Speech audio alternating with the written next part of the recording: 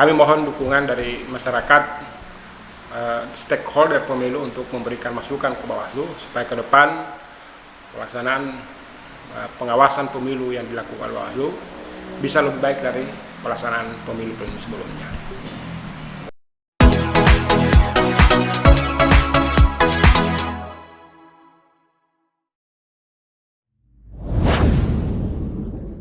Assalamualaikum warahmatullahi wabarakatuh.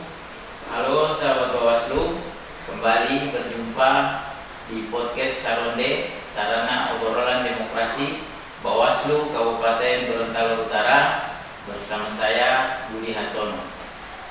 Seperti biasa, podcast Saronde merupakan konsep podcast di mana hal-hal berkaitan dengan kepemiluan akan dibahas secara tuntas. Dan pada episode kali ini saya akan berbincang-bincang kaitan dengan penanganan sengketa proses pemilu. Untuk itu bersama saya pada saat ini telah hadir anggota Bawaslu Provinsi Gorontalo sekaligus Koordinator Divisi Sengketa Bapak Ahmad Abdullah SAG MPD. Assalamualaikum Pak, selamat datang di podcast. Waalaikumsalam warahmatullahi wabarakatuh. Terima kasih atas undangannya pada siang hari ini. Iya baik Pak, ini merupakan podcast kita yang baru, episode yang ketiga ini Pak. Ya, jadi sesuai tema kita pada hari ini Pak, yaitu kaitan dengan sengketa. Jadi mungkin selama ini di masyarakat sering sering bertanya mungkin di mana ada sengketa di MK, kemudian ada juga penanganan sengketa di Bawaslu sendiri. Nah, kira-kira apa sih Pak perbedaan sengketa yang di MK, Mahkamah Konstitusi, dengan yang sengketa yang di Bawaslu itu sendiri Pak? Silakan Pak. Ya, terima kasih. Jadi ingin kami jelaskan tentang penyelesaian sengketa pemilu atau pemilihan di Bawaslu. Jadi sebenarnya kalau sebelum ada Bawaslu itu dulu juga ada penyelesaian sengketa. Jadi dasar penyelesaian sengketa memang ada di undang-undang bahwa salah satu cara penyelesaian masalah di pemilu atau penyelesaian sengketa adalah melalui jalur penyelesaian sengketa. Dalam konteks pemilu sesuai undang-undang yang dikeluarkan oleh ditetapkan dan di Perbawaslu itu ditetapkan bahwa kalau penyelesaian sengketa proses pemilu itu dilaksanakan di Bawaslu. Kemudian kalau penyelesaian sengketa hasil itu di Mahkamah Konstitusi. Seperti apa itu? Jadi kalau misalnya berhubungan objek dari sengketa itu kan adalah keputusan atau SK atau berita acara yang dikeluarkan oleh KPU. Kalau masih dalam proses tahapan, semua hal yang berhubungan dengan sengketa itu diselesaikan oleh Bawaslu. Jadi berhubungan administrasi, berhubungan dengan masalah keputusan yang dilakukan oleh KPU yang apabila merugikan peserta itu bisa diselesaikan di sengketa di Bawaslu. Itu namanya sengketa proses. Kalau sengketa hasil itu berhubungan dengan setelah proses pemungutan suara. Itu dilakukan di MK. Misalnya ada perbedaan perselisihan perolehan suara misalnya antara partai A, partai B atau calon A, calon B, itu sudah menjadi bagian kewenangan MK. Secara sederhananya bahwa MK itu hanya menyelesaikan berhubungan dengan angka-angka hasil pemilu. Jadi namanya sengketa hasil. Makanya di MK itu kalau berhubungan misalnya dengan masalah administrasi yang pernah digugat, biasanya di MK itu akan ditanyakan bagaimana di Bawaslu. Makanya di MK itu nanti Bawaslu itu menjadi pihak terkait. Itu menunjukkan kalau ada hal-hal yang yang dilaporkan atau dimohonkan di MK tentang proses sebelum pemungutan suara itu biasanya akan ditanyakan ke Bawaslu. Nah, yang ditangani oleh MK hanyalah berhubungan dengan angka-angka atau hasil. Jadi makanya disebut dia sengketa hasil dilakukan oleh MK dan sengketa proses dilakukan oleh Bawaslu. Kapan itu? Jadi sebelum pemungutan suara ke bawah itulah menjadi domain Bawaslu. Tapi setelah pemungutan suara dan sudah hasilnya, itulah MK. Dan sebenarnya ini mempermudah. Kalau dulu kan MK itu dia melakukan semua sebelum ada kesepakatan ada di putusan MK bahwa seluruh masalah pemilu itu bukan hanya angka-angka hasil pemilu itu bisa diuji di MK. Tetapi sekarang MK sudah membatasi. Jadi dan itu di MK ada batasannya. Misalnya ada persentase yang bisa sengketa itu dia harus selisih sekian. Ada batasannya. Makanya MK itu akan lebih fokus pada hal-hal yang berhubungan dengan angka-angka itu, selisih. Dan biasanya kebanyakan apabila yang dimohonkan ke MK yang di luar berhubungan dengan angka-angka itu biasanya ditolak atau tidak diregister. Nah, begitu juga di Bawaslu, kalau yang berhubungan dengan masalah proses misalnya dalam proses tahapan pemilu misalnya mulai kampanye, kemudian masalah pencalonan, kemudian masalah hal-hal lain di luar konteks pemungutan dan penghitungan suara itu masih domain Bawaslu melalui proses penyelesaian sengketa pemilu, proses pemilu. Gitu. Ya, baik, menarik nih Pak. Jadi kan seperti yang Pak Lutfi tadi sampaikan bahwa objek sengketa itu adalah keputusan KPU. Kira-kira hal-hal apa saja sih Pak yang bisa menimbulkan sengketa di Bawaslu itu sendiri? Atau contohlah seperti apa sih yang bisa diajukan di Bawaslu itu sendiri Pak? Tidak semua hal yang bisa diajukan lewat jalur sengketa. Jadi makanya di Bawaslu itu ada namanya penanganan pelanggaran. Penanganan pelanggaran pun ada dua, ada administrasi dan pidana. Kalau diajukan yang bisa diajukan di sengketa itu kan namanya ada sengketa antar peserta pemilu, misalnya calon A atau dengan calon B itu bisa, atau peserta pemilu dengan KPU. Nah, kalau yang lazim banyak ditangani oleh Bawaslu itu berhubungan dengan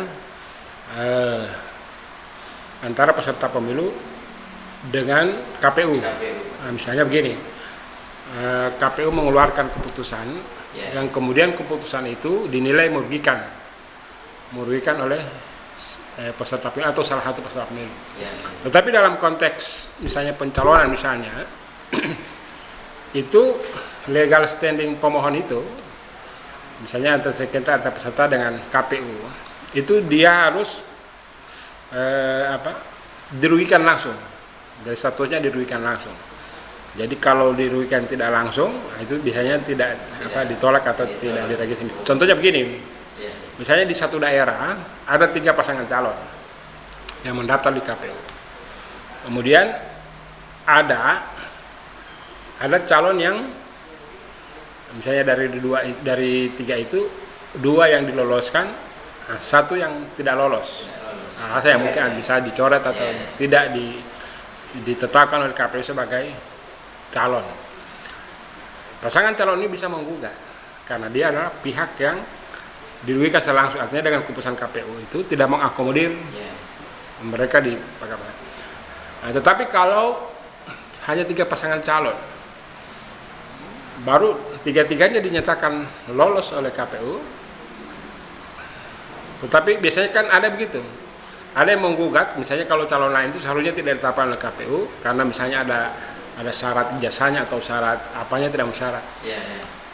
Itu dia tidak punya kewenangan untuk melakukan permohonan sengketa karena karena dia adalah bukan pihak yang dirugikan secara langsung. Jadi yang dirugikan secara langsung itu dimaknai bahwa calon itu dibatalkan atau dicoret oleh KPU. Jadi kalau Kalau dia sudah lolos baru dia menggugat dan lain, itu seharusnya jangan di kamar sengketa, itu harus di penanganan pelanggaran. Misalnya ada alasan bahwa calon itu, misalnya ada calon nomor 1 menggugat nomor 2, dia menggugat bahwa seharusnya calon nomor 2 itu ditetapkan karena dia ada pelanggaran administrasi atau misalnya masalah pajak, masalah apa banyak kan, itu seharusnya jangan di ruang sengketa, dia harus masuk di penanganan pelanggaran administrasi misalnya. Itu bisa diselesaikan di ruang adjudikasi di penanganan pelanggaran. Makanya di Bawaslu dulu kasus kabupaten banyak itu, setelah ditetapkan KPU kan semua dinyatakan lolos oleh KPU. Mereka saling menggugat nomor 1, menggugat nomor 2, nomor 2, menggugat nomor 3, nomor 3 juga menggugat nomor 2. Itu semua ditolak oleh Bawaslu dalam proses penyelesaian sengketa karena secara ketentuan di Perbawaslu itu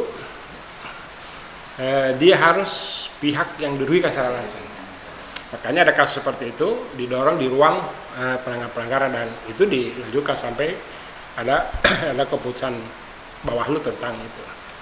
Jadi itu yang masyarakat perlu ketahui bahwa tidak semua masalah perselisihan itu di dalam proses pemilu maupun di pilkada itu diselesaikan di ruang sengketa. Kalau dia memang ada unsur pelanggaran administrasi maupun pidana, maka di ruang diselesaikan di ruang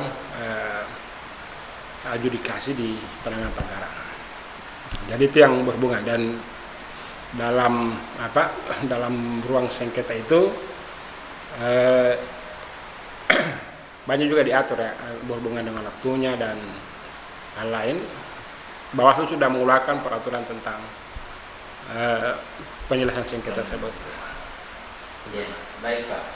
Seperti yang kita tahu kan sekarang ini era digitalisasi Pak. Jadi sistem informasi sekarang sudah sangat luas, berkembang luas. Nah, kaitan dengan penyelesaian sengketa ini di Bawaslu, sudah ada Pak sistem informasi atau aplikasi begitu untuk memudahkan masyarakat atau pihak yang dirugikan tadi secara langsung untuk melaporkan ke Bawaslu? Ya, jadi Bawaslu itu untuk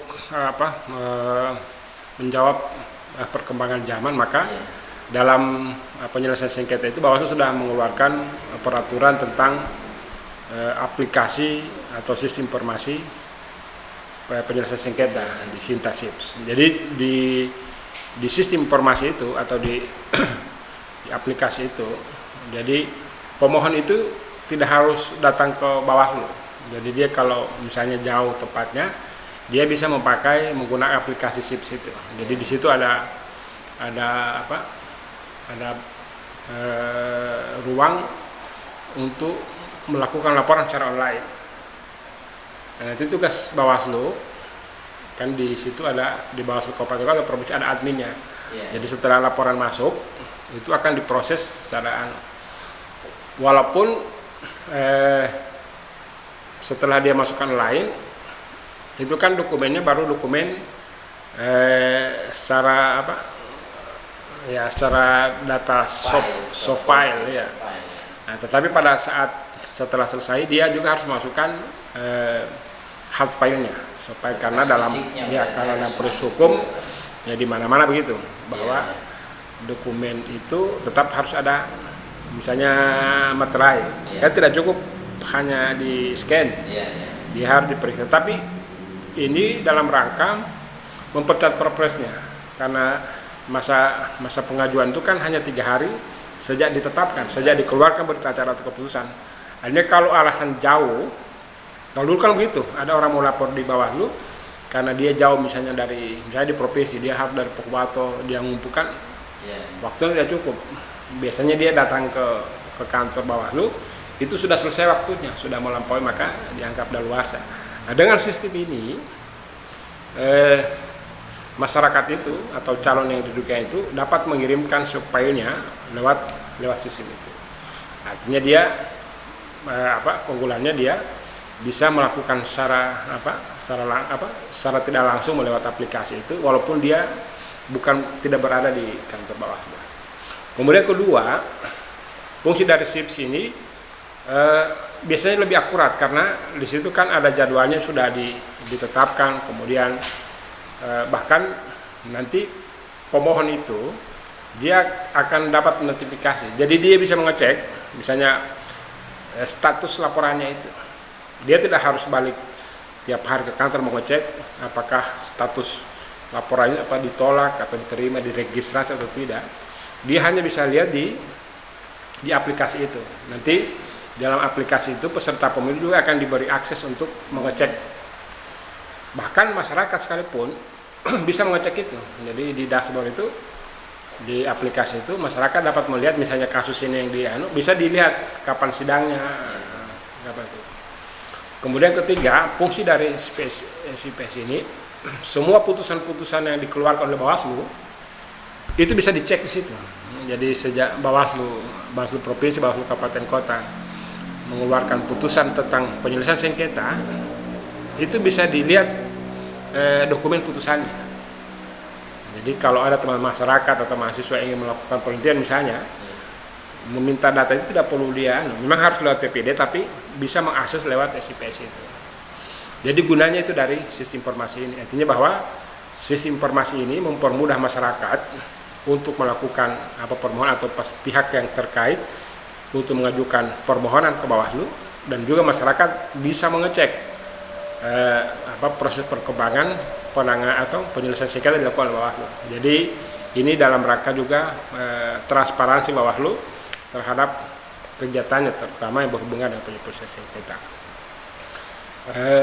Maka itu fungsi-fungsi dari penyelesaian sengketa. Bahkan insya Allah ke depan Bawaslu sementara merancang ada persidangan online.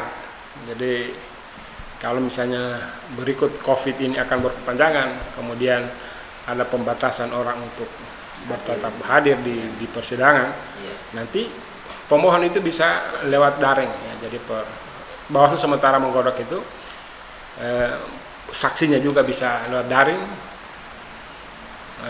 bahkan pembacaan putusan lewat daring. Intinya begini, bahwa dalam kondisi apapun, dalam situasi pandemi pun, bahwa penegakan hukum pemilu tetap dilaksanakan. Tidak bisa karena misalnya karena situasi pandemi orang tidak bisa berkumpul, baru kalau ada sengketa tidak ada prosesnya, baru tiba-tiba ada putusannya, kan tidak bisa. Artinya begini, substansinya bahwa semua masalah-masalah yang berhubungan dengan kepemiluan, misalnya sengketa pelanggaran tetap akan ditangani oleh Bawaslu, apapun adanya. Nanti juga permohonannya lewat online, bahkan putusannya atau prosesnya pun nanti lewat daring, tidak. Dan sekarang kan sudah banyak dipraktekkan di pengadilan-pengadilan. Jadi misalnya orang yang ada di dalam tahanan, dia tidak perlu datang ke pengadilan, dia cukup lewat, selama ada akses internetnya dan bisa mendengarkan pertanyaan-pertanyaan hakim, itu bisa melakukan proses persidangan. Kecuali kalau sudah ada pembuktian, memang harus dibuktikan di forum. Kalau hanya memberi keterangan saksi, memberi tanggapan pemohon maupun termohon, itu bisa lewat daring. Ya, baik Pak, mungkin terakhir ada penyampaian Pak sekaligus closing statement. Ya, jadi insya Allah dalam pelaksanaan persiapan pemilu tahun 2024, insya Allah tidak tunda, karena memang ada wacana penundaan. Tapi KPU itu sudah memutuskan bahwa pelaksanaan pemilu tahun 2024 itu dilaksanakan tanggal 14 Februari 2024, itu pemilunya legislatif dan pilpres, kemudian pilkada di bulan November. Artinya bahwa posisi KPU sekarang itu sudah mulai melakukan tahapan persiapan. Tahapan persiapan itu berhubungan dengan persiapan organisasinya, termasuk Bawaslu ya. Kemudian terus merampukan berhubungan dengan masalah pemutaran data pemilih. Begitu tahapan. Dan insya Allah pada akhir tahun ini mulai pendaftaran partai politik. Insya Allah tahun 2023 sudah mulai pencalonan. Artinya tugas Bawaslu adalah memastikan seluruh tahapan kegiatan pemilu yang dilakukan oleh KPU diawasi oleh Bawaslu.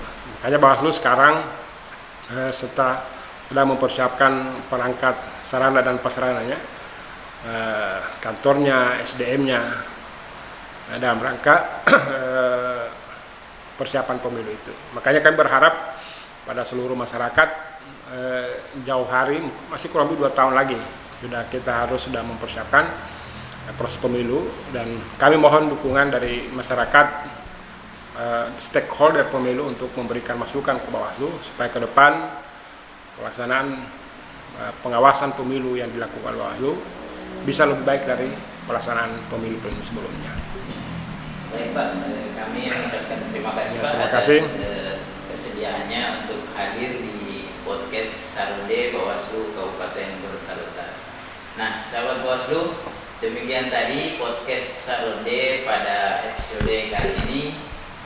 Terima kasih atas kebersamaan sahabat Bawaslu dalam podcast kali ini. Kita berjumpa di podcast selanjutnya. Bersama rakyat aspun pemilu, bersama Bawaslu tegakkan keadilan pemilu. Terima kasih.